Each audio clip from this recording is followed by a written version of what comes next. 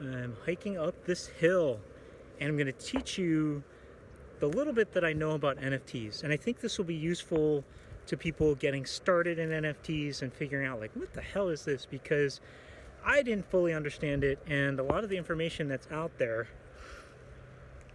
I think maybe it was a little too advanced, or at least the ones that I found, and I didn't fully understand their explanation. So here's an explanation as I climb this hill. Is this a metaphor? Maybe. NFTs, you can go look it up. People say non-fungible token, that's what it stands for. And basically, non-fungible means it's a unique item. So like it can be a work of art or a particular baseball card or even like a car. Not like, even if you had the same make and model of a car, the condition is different between the two. So those two items are non-fungible. So something that's fungible, the example that's always given is money. You can trade $1 and get another $1, and they function the same way. And yeah, so that is basically what an NFT is.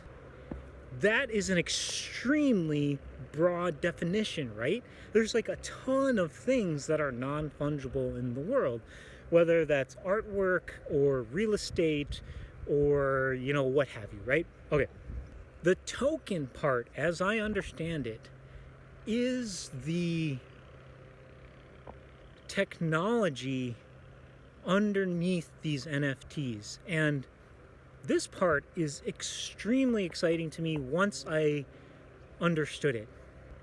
Technology that's underneath these NFTs is blockchain, and that is, the technology that you hear so much about, like under Bitcoin and so on. And the way I understand it is a ledger that anyone can see the transactions. It's transparent, as well as it cannot be tampered with because it's decentralized, and the ledger exists in all kinds of different places all around the world, and they've created different cybersecurity protocols and so on that it can't be changed.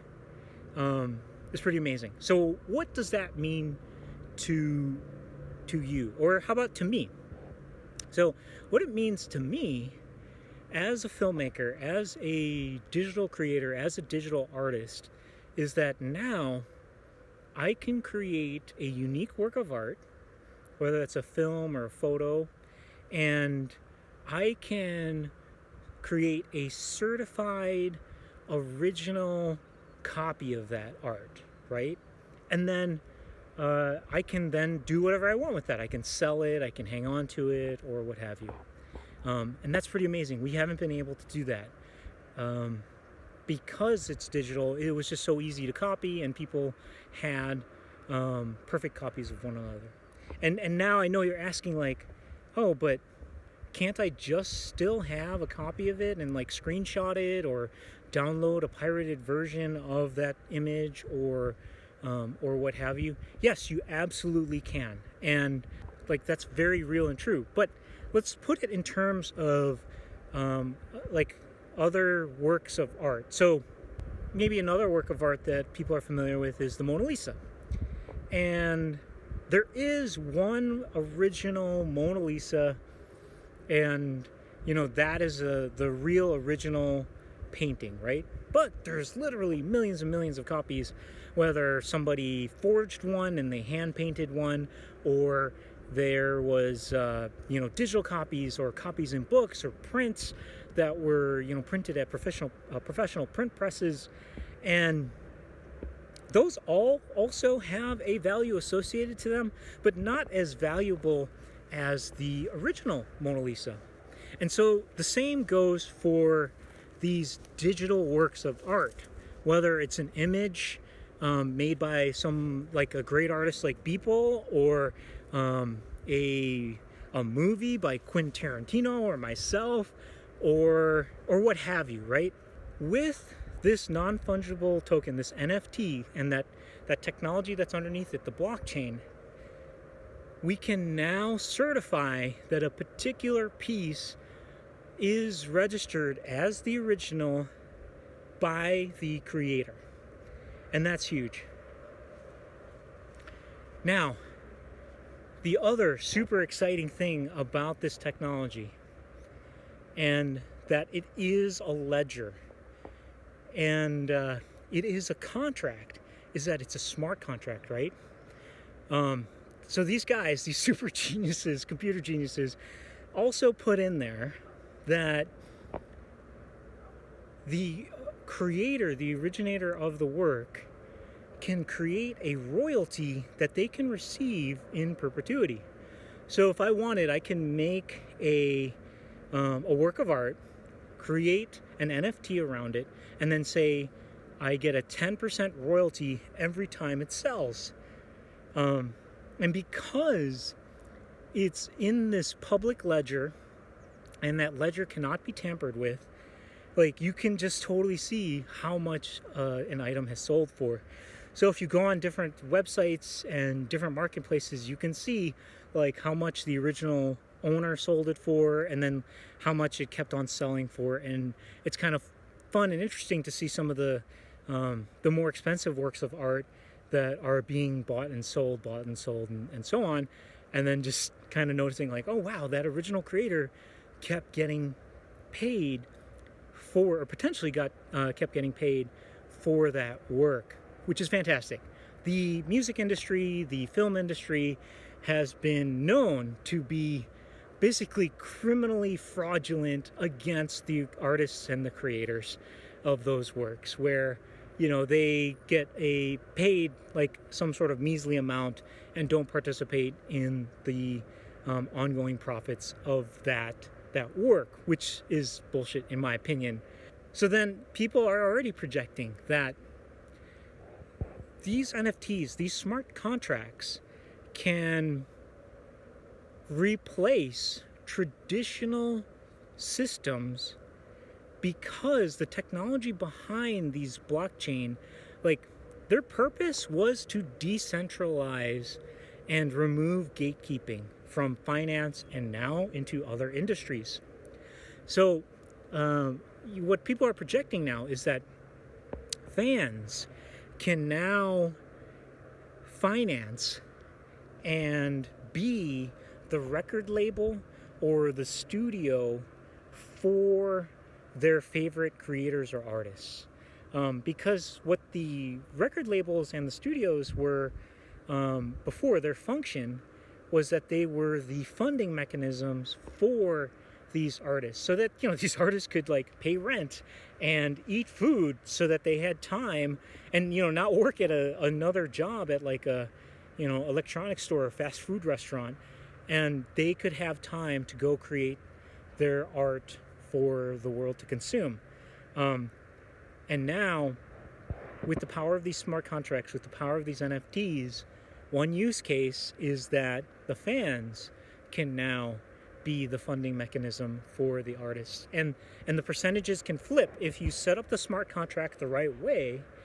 The rather than the studios and the record labels receiving the 90% of all the profits into perpetuity or more in some cases, you can flip it. The artist can be the one receiving the 90% or more, and then the fans who were gonna pay the money to hear this person or watch this person's work in the first place, they can now be the beneficiaries of like profit, which is insane.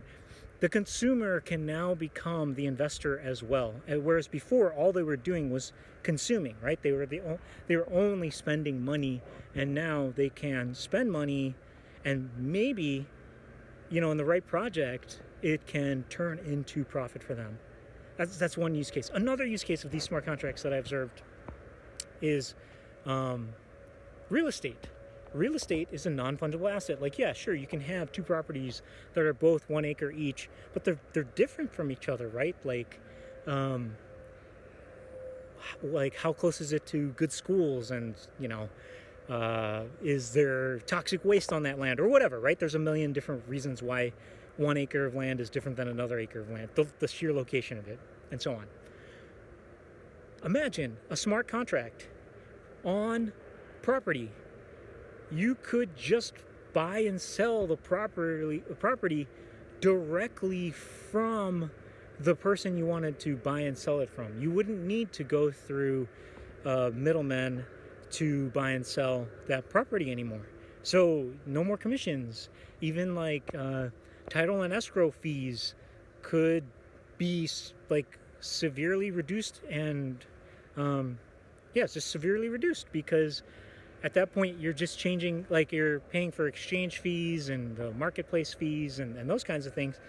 But with some sort of enterprising company or people out there, they'll find a way to make it efficient. Okay, this is a massive brain dump.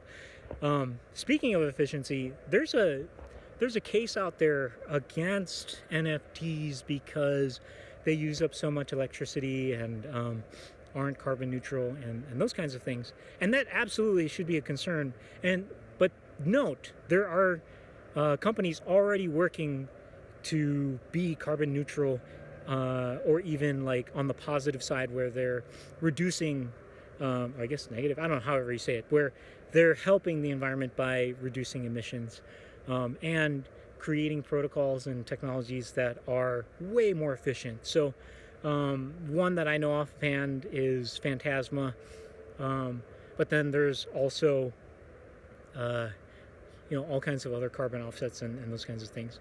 Now, I have also heard the argument that it's fairly one-sided when people are saying that NFTs are very bad for the environment. I mean, pretty much everything's bad for the environment at this point where we stand these days. Printing a book is probably not that environmentally friendly. The chopping down of trees, the creation of the paper, the transportation of those trees and paper, the ink that's used, all kinds of stuff. I don't know, but I'm sure that that's not entirely environmentally friendly. But know that these guys, there are companies out there that are trying to make it more environmentally friendly. And honestly, it's going to be environmentally friendly because being environmentally friendly is the cheaper business case. It's more profitable to be environmentally friendly in the long run. And if you don't see that, you're too short-sighted. But anyway, that's a massive brain dump. Hopefully you get some value out of that. And as I learn more, I'm going to keep sharing.